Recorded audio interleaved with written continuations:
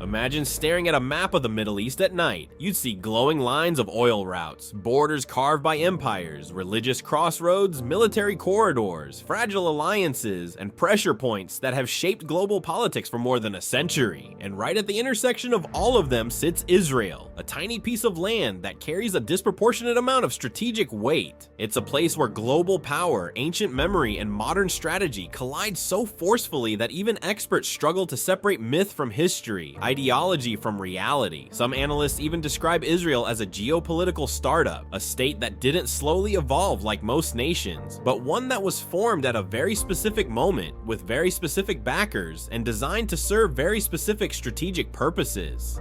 Welcome to Political Plot, where we cut through the noise to reveal the power plays shaping American politics. Today we're looking at how Israel and Palestine became what they are, through overlapping layers of trauma, strategy, identity, colonization, nationalism, and power. The goal isn't to choose a side, the goal is to show how many truths can exist simultaneously, all valid depending on where you stand.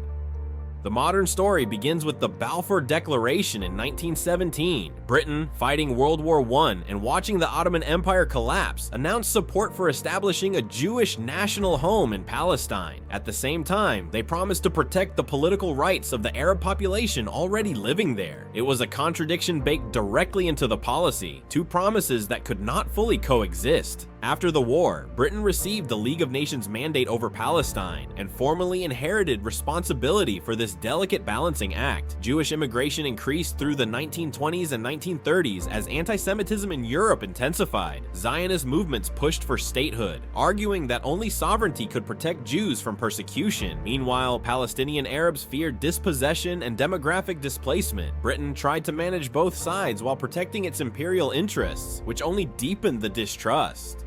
Then came the greatest rupture, the Holocaust. Between 1941 and 1945, Nazi Germany murdered 6 million Jews. The trauma reshaped global consciousness, Jewish identity, and Western political priorities. Survivors refused to return to countries where their neighbors, governments, and institutions had betrayed them. Western nations faced enormous moral pressure to support Jewish statehood, but Palestinians argued that they were being forced to pay the price for a European atrocity they did not commit. These two interpretations, one centered on survival, the other on injustice, became the emotional foundation of the conflict.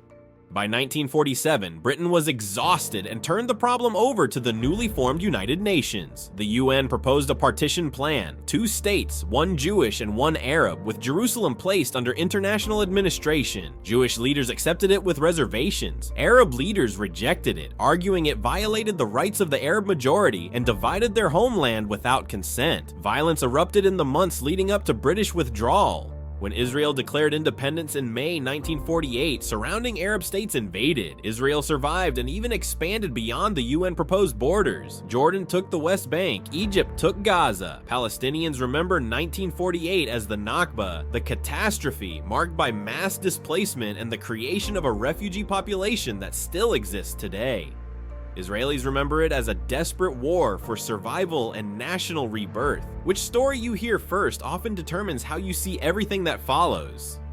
The decades that followed hardened the political and psychological boundaries. In 1967, during the Six-Day War, Israel captured the West Bank, Gaza, East Jerusalem, the Sinai Peninsula, and the Golan Heights. The territorial changes created the modern map of the conflict. In 1973, Egypt and Syria launched a surprise attack on Yom Kippur, shaking Israel to its core. These shocks imprinted one lesson deeply into Israeli political culture. The state cannot afford to lose a war and cannot rely solely on others for protection. This mindset shapes everything from military doctrine to public opinion.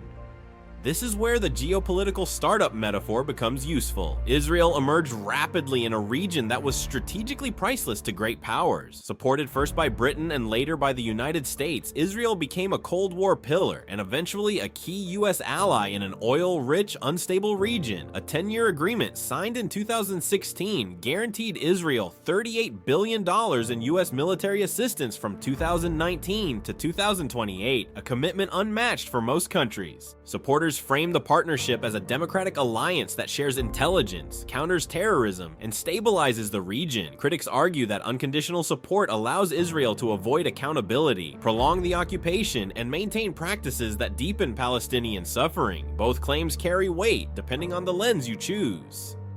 Inside Israel, a distinct identity formed, a society shaped by the Holocaust, mandatory military service, and the belief that survival depends on vigilance and strength. Across the Arab world and within Palestinian communities, the same events construct a very different worldview. For Palestinians, the experience of displacement, occupation, settlement expansion, checkpoints, land fragmentation, and recurring wars isn't a political theory, it's daily life. A demolished home isn't a statistic, it's a family history shattered. A checkpoint isn't a policy debate, it's hours of waiting under the authority of a system you don't control. These lived experiences create generational narratives that make compromise emotionally and politically difficult. There's also the economic dimension. Israel markets itself as the startup nation, leading in cybersecurity, AI, biotech, and defense technology. Supporters argue this innovation grows from necessity, resilience, and a culture that encourages risk-taking. Critics point out that the occupied territories often serve as testing grounds for surveillance and security technologies later exported worldwide. Once again, both interpretations coexist. Innovation can emerge from real threats, and it can also be built on structures of control.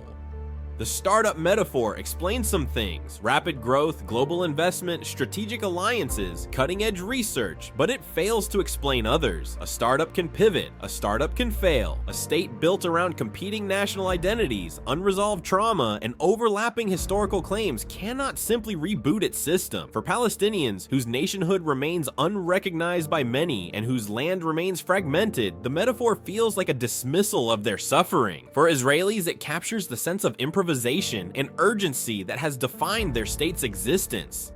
In the end, Israel is many things at once: a refuge built from trauma, a place of Palestinian dispossession, a regional military power, a technological hub, a Western ally, a religious symbol, and a geopolitical keystone. Palestine, too, is many things at once: a homeland fractured by decades of conflict, a community shaped by resistance and endurance, a symbol of anti-colonial struggle, and a people whose identity is inseparable from displacement.